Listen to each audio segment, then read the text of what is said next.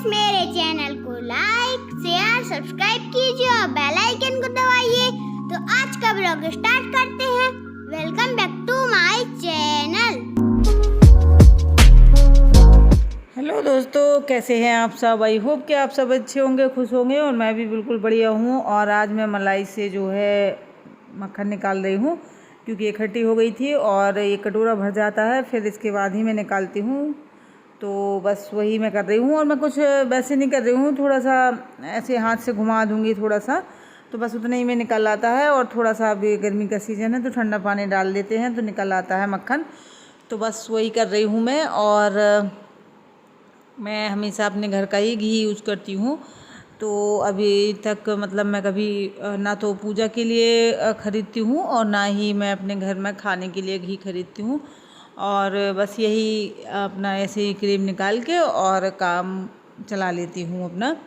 तो ये हर लेडीज़ की आदत होती है। मुझे तो ऐसा मतलब लगता है कि शायद हर घर में हर लेडीज़ का यही काम है कि मक्खन ज़रूर निकालेंगे, वो कुछ अपना घर का ही घी कोशिश करते हैं। और इसमें क्या है, शुद्धता भी होती है। मतलब मेरा तो हमेशा से यही रहता है कि मतलब कुछ अगर हम बाहर से ख़रीदते हैं तो पता नहीं, देखिए अगर हम मार्केट से ख़रीदते हैं तो भी पता नहीं है कि वो कैसा होता है, क्या होता है, क्या क्या मिलाते हैं। और आजकल तो ऐसे गांव में भी ख़रीद लो तो भी कुछ नहीं है तो पुराना मिलता है, तो उसका टेस्ट अच्छा नहीं होता है। और ये हमारा ताज़ा ताज़ा इस्तेमाल होता रहता है, अच्छा लगता है खाने में भी। और गांव से कहीं से मंगवाओ ना, तो जैसे एक आध महीने पुराना घी हो तो फिर वो मज़ा नहीं आता है खाने में। तो बस वही है, इसीलिए ये अपना काम कर लेते हैं हम और अपना काम चल जाता है जैसे तैसे करके। घी तो हमारा एक हिसाब से कहो तो घर का ही हो जाता है, कभी हम बाहर से नहीं लेते हैं। और यही हम पूजा के लिए भी यूज़ करते हैं। तो देखिए हमारा घी निकल चुका है मक्खन, और मैं आपको दिखा रही हूँ। तो क्रीम से निकाला हुआ है, मलाई से तो ज़्यादा निकलता है, और वैसे दही से इतना नहीं निकलता है, क्योंकि ये अब मलाई से होता है। और ये देखिए कढ़ाई मैंने गर्म होने के लिए रख दी थी, और अब डाल देंगे तो हम ये पक जाएगा। और इसको धीमी आंच पे रख देंगे और बाकी के काम करते रहेंगे, क्योंकि हम लोगों को यहाँ खड़े रहने का टाइम तो होता नहीं है। बस चढ़ा दिया थोड़ा सा और बाकी का अपना काम करते रहे, आके थोड़ा सा चलाते रहे, देखते रहे। और देखिए बन गया है, और ये हमारा ताज़ा घी है जो बन के रेडी हो गया है। तो इस तरीके का घी जैसे आज हम बनाएं और इस्तेमाल करें तो ज़्यादा अच्छा लगता है खाने में भी। और तो ये देखिए मैंने भर लूँगी मैं इसको जो छन्नी से छान के। तो ये एक जार ले लिया है मैंने, तो निकला तो था, ये जार भर गया था और भी था। तो वो मैंने फिर डेली में जो डिब्बे में रखा रहता है, जो हम डेली खाने के लिए यूज़ करते हैं, तो पहले ये जार भर के अलग रख दूँगी मैं, और फिर इसके बाद जो बचेगा वो रोज़ वाले डिब्बे में डाल दूँगी। तो बस ऐसे हमारा काम चलता रहता है। तो ये होता है हम लोगों की आदत। और आज मैं अपनी आदत बताऊँ आपको, एक तो ये आदत हो गई मेरी कि मैं इस तरीके से घी निकाल लेती हूँ। ये 90% लेडीज़ जो होती हैं वो ये सब करती हैं।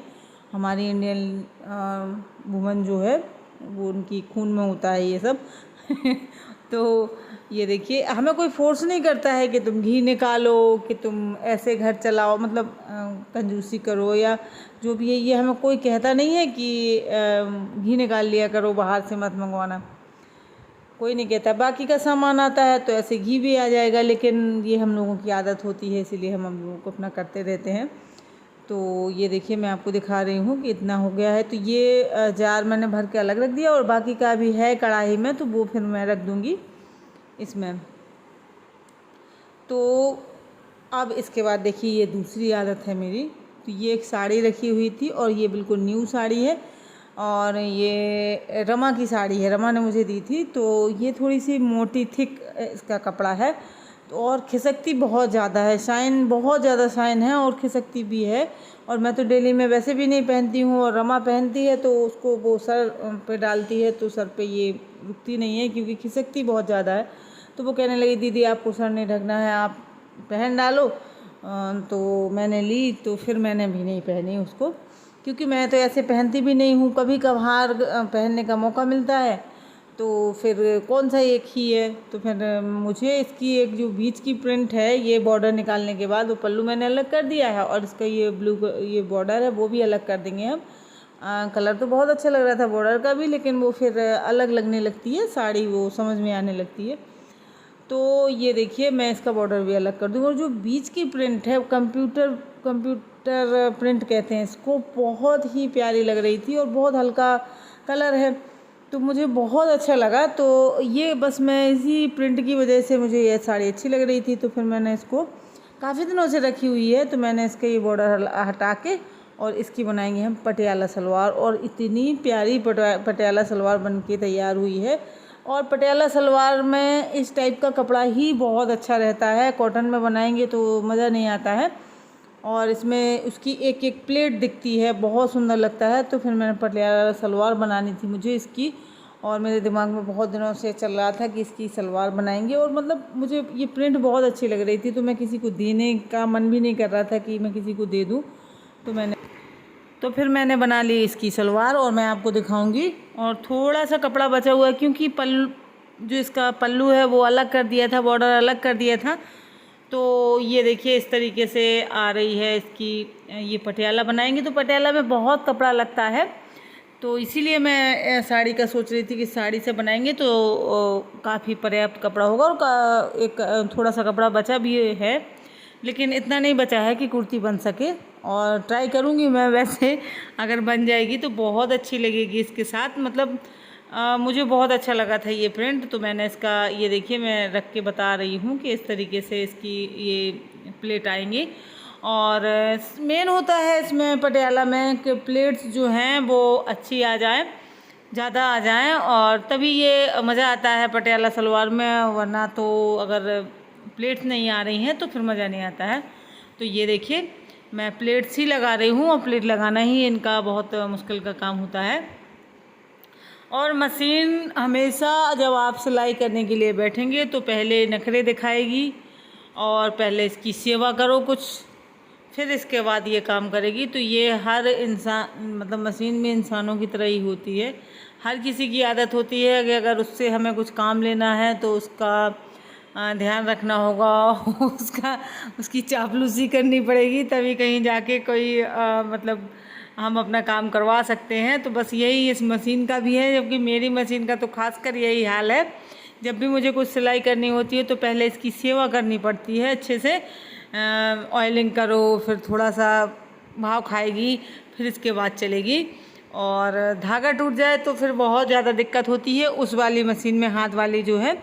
इसीलिए मैं ज़्यादातर इसको इस्तेमाल करती हूँ, क्योंकि इसमें बल्ब है तो मतलब उतना ज़्यादा धागा डालने में दिक्कत नहीं होती है। और जो वो हाथ वाली मशीन है तो उसमें धागा डालने में दिक्कत हो जाती है। मेरे घर में रोशनी थोड़ा सा कम रहती है और तो फिर दिक्कत होती है, इसलिए इस वाली मशीन को हम यूज़ करते हैं। और इसको यूज़ करते हैं तो इसको पता है कि हम ही को यूज़ करेंगी, ये कहाँ जाएंगी, तो ये अलग नखरे दिखाती हैं।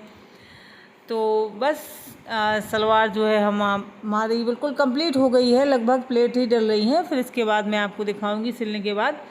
और किसी दिन मैं आपको मतलब जिस दिन पहनूंगी उस दिन ज़रूर दिखाऊंगी कि कैसी लग रही है। भाई ऐसे समझ में नहीं आएगी, मतलब मैं दिखा तो रही हूँ। और पल्लू का मैंने बेल्ट लगा दिया था, क्योंकि इसका जो बीच का कपड़ा है वो बचा था, तो मैंने सोचा कुछ बन जाएगा, इसके काम आ जाएगा। या कुर्ती बनाने के लिए मैंने सोचा अगर ये दोनों एक जैसे होंगे तो ज़्यादा अच्छे लगेंगे। तो कुर्ती के लिए मैंने वो कपड़ा, पहले मैंने इसका बेल्ट का इसी कलर का मतलब यही निकाला था कपड़ा जो मैंने पूरी सलवार का है, लेकिन फिर मैंने इसमें बेल्ट यूज़ कर लिया पल्लू का और वो कपड़ा बचा दिया। और कुछ कपड़ा और बचा हुआ था, तो मैंने सोचा कुर्ती बनाएंगे छोटी सी। तो शॉर्ट्स कुर्ती और ये पटियाला सलवार बहुत अच्छी लगेगी, तो मैंने सोचा चलिए इसलिए मैंने बचा लिया है। तो बेल्ट कौन दिखना है, कुर्ती के अंदर ढक जाता है वो। तो बस ये सलवार हमारी बन के रेडी हो गई है। अगर आप लोगों को ये पसंद आई हो, वैसे समझ में नहीं आएगी, मैं पहन के दिखाऊंगी तभी समझ में आएगी। तो अगर आपको मेरा ये साड़ी से पटियाला सलवार का जो आइडिया है अगर अच्छा लगा हो, ये देखिए मैं प्रिंट दिखा रही हूँ और वाकई मुझे बहुत अच्छा प्रिंट लगा था ये। तो आइडिया कैसा लगा आपको ये ज़रूर बताएं कमेंट में। ऐसे बेकार पड़ी साड़ियों का यूज़ करेंगे हम। बाय।